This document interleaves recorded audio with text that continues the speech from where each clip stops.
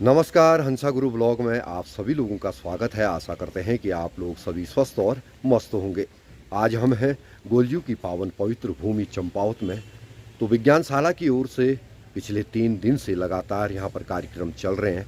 तो बेंगलोर से doctor Jayashree madam यहाँ पर पहुँची है। तो अभी क्लास चल रही है, बच्चों को काफ़ी कुछ सीखने को मिल रहा है, काफ़ी कुछ सीख रहे हैं बच्चे, और मैडम काफ़ी खूबसूरती से बच्चों को सिखा रही हैं। तो जयश्री मैडम क्या पढ़ा रही हैं बच्चों को, वो दिखाते हैं आपको। तो बने रहें हंसा गुरु ब्लॉग के साथ। उसके अलावा जो प्लेट्स होती हैं, they are very very important for geologist. We try to understand how the climate has been evolved through the ages. तो ये क्लाइमेटिक सिग्नल लेते हैं हम, बहुत अच्छा। सी अगर मैं क्लाइमेट की बात करूं, we all say ना global warming, global warming, global warming. Everybody is like you will try global warming. आपको क्या लगता है, अभी आपने 2-3 लेक्चर मेरे पहले सुने कि ये ग्लोबल वार्मिंग की जो हम बात करते हैं, क्या वो ग्लोबल वार्मिंग कभी पास्ट में भी रही होगी या ये सिर्फ आज ही हो रहा है? पहले भी रही है, जब ह्यूमंस नहीं थे तब भी ग्लोबल वार्मिंग रही है ना? तो उस टाइम पे ग्लोबल वार्मिंग का क्या रीजन हुआ होगा? आज तो हम कहते हैं कि due to we human global warming हो रही है, but what was the cause during that time when we were not there? हम तो इमिशन नहीं कर रहे थे CO2 का, तब व्हाट वर द कॉजेस? तब क्या कॉज थे कि ग्लोबल वार्मिंग हो रही थी? हीट जनरेट कौन करता है? Volcanic activity is like a pulse. एक बार आया वोल्केनो, उसके बाद में कूलिंग हो गई, ठीक है, जो आपको कांस्टेंट हीट देता है। और एग्जैक्टली सन की एक साइकिल होती है, okay? Sun has a cycle which is known as Milankovitch cycle. Milankovitch cycle या सन साइकिल, तो वो एक अपना पूरा सर्कल कंप्लीट करता है। And then you have different kinds of climate. आप पढ़ते हो ना सन और अर्थ कैसे मूव करता है अराउंड, तो वो सारी चीजें जो है it brings the climate change. What is the difference between climate and weather? अगर आज आपके पास में आज का टेम्परेचर बहुत ज्यादा है, गर्मी है, कल थोड़ा ठंड है, टेम्परेचर कम हो गया, परसों फिर गर्मी हो गई, तो can you say that the climate is changing within a week? Exactly. What will you say? The weather is changing. So weather is in the small scale. So जो small scale changes होते हैं आपके environment में, they are known as weather changes. और जो long term changes होते हैं, like 5 years तक जो changes होते हैं, and more than that, they becomes climate change. तो अगर certainly, I mean, like अगर आपके पास में एक लंबे टाइम तक गर्मी पड़ रही है या लंबे टाइम तक बरसात हो रही है, then we say कि the climate is changing. But अगर each day और week में ये होता है, तो we say weather is changing. This is a weather.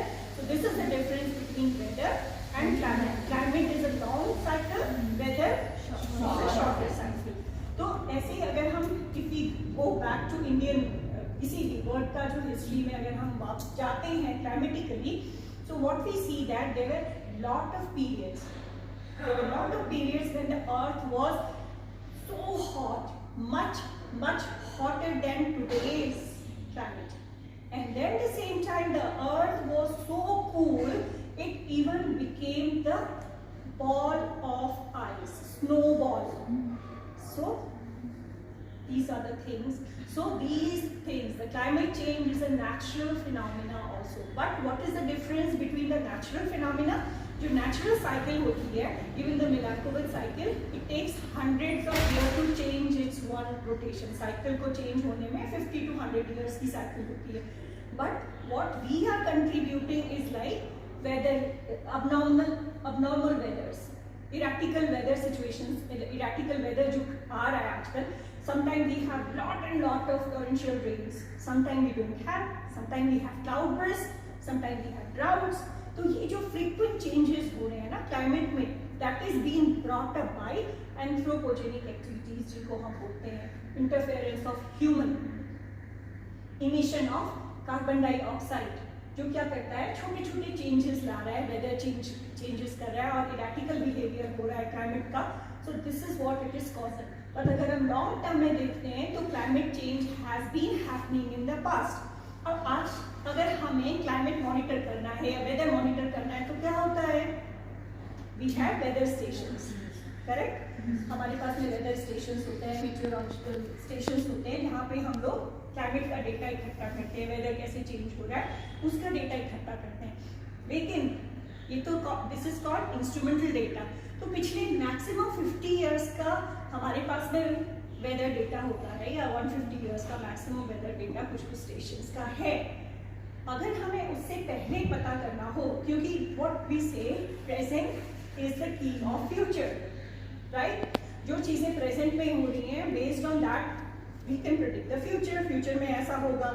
But अगर हम क्लाइमेट की बात करते हैं तो whatever has happened in the past, आज वही चीजें रिपीट हो रही हैं and then it will repeat in the future. तो अगर हमें एक लॉन्ग हिस्ट्री क्लाइमेट की पता चलती है, how the climate has been changing in the last several years, last 20,000 years, let us say last 10,000 years, last 5,000 years, कैसे climate change हुआ है और अब कैसे हो रहा है, then we can based on that data we can make some mathematical modeling calculation, simulation model जिनको बोलते हैं, उसके बेस पे we can predict how the climate is going to be tomorrow। आने वाले टाइम पे क्लाइमेट कैसा होगा, ये प्रिडिक्शंस हम कर सकते हैं बेस्ड ऑन दोज मैथमेटिकल या सिमुलेशन मॉडल। अब उन मॉडल को करने के लिए what we need is a long term data. हमें लॉन्ग टर्म रिकॉर्ड चाहिए उसको कैलकुलेट करने के लिए। अब वो रिकॉर्ड जो आपका है इंस्ट्रूमेंटल रिकॉर्ड विच आई से, वो तो हमारे पास में मैक्सिमम 150 इयर्स का है या 50 इयर्स का है। How to go back into time and understand how the climate has change in the past, कैसे करेंगे? तो हमें कुछ ना कुछ प्रॉक्सीज चाहिए, right, to go into the past. So we call them geological proxies. So we have lot of different geological proxies. We have marine proxies, we have terrestrial proxies, जिनको हम use करते हैं to understand the past, the climate change in the past. तो अगर ये आप graph देख रहे हो अभी, so this is the global ice volume. इसमें अगर आप पूरा देखोगे ना, ये देखो ये है 2 billion years से शायद ये आपका 200 इयर्स तक का पूरा चार्ट है। तो हाउ 200,000 इयर्स से लेकर के 200 तक का क्लाइमेट इवोल्यूशन हुआ है, कैसे क्लाइमेट हुआ है। देखो पहले there was no not many things were there. Temperature इसमें क्या है, ये वार्मर है, ये कूलर है, तो टेम्परेचर वार्म था। आज हम कहाँ पे हैं, सी आज हमारे पास में टेम्परेचर इतना है। So if you trace this, temperature was much more higher and it is not too far, it is just 100,000 years before present. The temperature was much higher than today.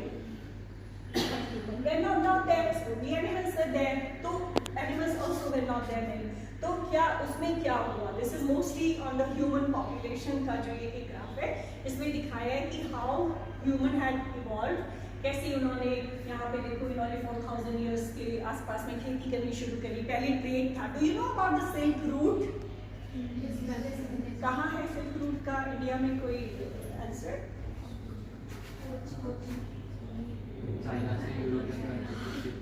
Exactly, China से European countries में जाता था, और वो जो silk route था वो हमारे तिब्बत और हिमालय से होते हुए जाता था। तो we have a lot of evidence of silk route in Tibet.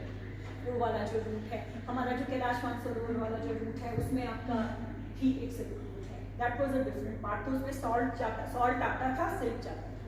तो इस तरीके से we started having the business to other countries. तो वो वहाँ पे भी अगर आप देखो तो climate has played an important role in that.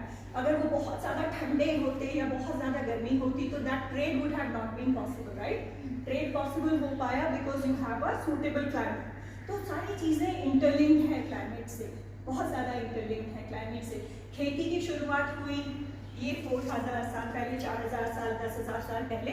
Climate जो था वो बहुत अच्छा था, वेट क्लाइमेट था, जहाँ की बहुत अच्छे वेजिटेशन हो सकता था, क्रॉप्स हो सकती थी। तो उस समय पे एग्रीकल्चर की शुरुआत हुई अराउंड 12,000 10,000। तो ये सब तो हुआ, बट हमें इसका पता कैसे चला कि how exactly that period was a good period, warm period था जहाँ पे कि बारिश अच्छी खासी होती थी। तो उसके लिए in the geological things complementary of the season, so we go back to in time, we are called geological proxies. आपने देखा होगा डॉक्टर जयश्री मैडम काफ़ी सुंदर तरीके से क्लाइमेट चेंजिंग एनवायरनमेंट के बारे में बच्चों को समझा रही थी काफ़ी सुंदर तरीके से, हमें भी काफ़ी अच्छा लगा। वैसे तो जयश्री मैडम की प्रारंभिक शिक्षा पिथौरागढ़ के एक शिशु मंदिर से शुरू हुई है। आज एक वैज्ञानिक है, साइंटिस्ट, तो काफ़ी बढ़िया लगा हमें भी। आपको ये वीडियो कैसी लगी? यदि अच्छी लगी तो हमारे चैनल हंसा गुरु ब्लॉग को सब्सक्राइब, लाइक और शेयर जरूर करें। तब तक हमें इजाज़त दें। नमस्कार।